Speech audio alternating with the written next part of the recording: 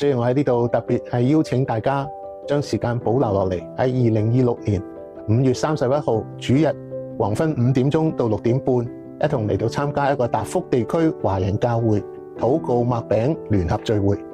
因為我哋知道角聲喺呢度已經有25年侍奉嘅歷史，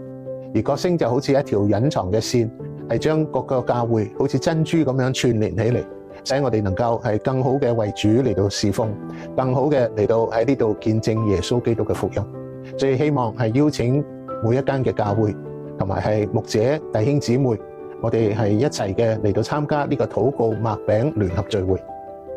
喺聖經入邊《使徒行傳》第2章，我哋睇到上帝祝福係早年嘅教會，因為啲弟兄姊妹佢哋係彼此相愛，佢哋每個人喺家中係一齊嘅擘餅聚會。然後聖經話神將得救嘅人天天加俾佢嘅教會。我哋喺呢度希望藉住我哋一齊同領聖餐，宣告我哋喺耶穌基督裏嘅合一。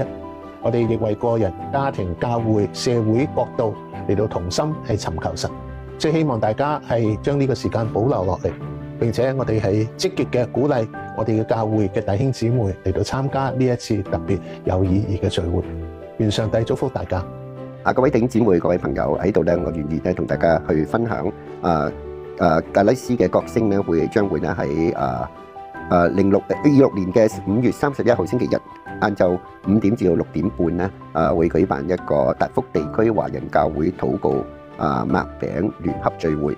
咁我相信咧係一個好寶貴嘅機會咧，嚟自唔同背景嘅教會嘅弟兄姊妹咧可以聚集，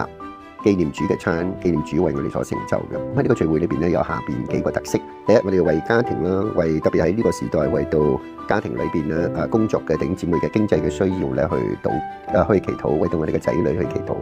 另外一方面咧，就為到各教會咧都可以經歷咧主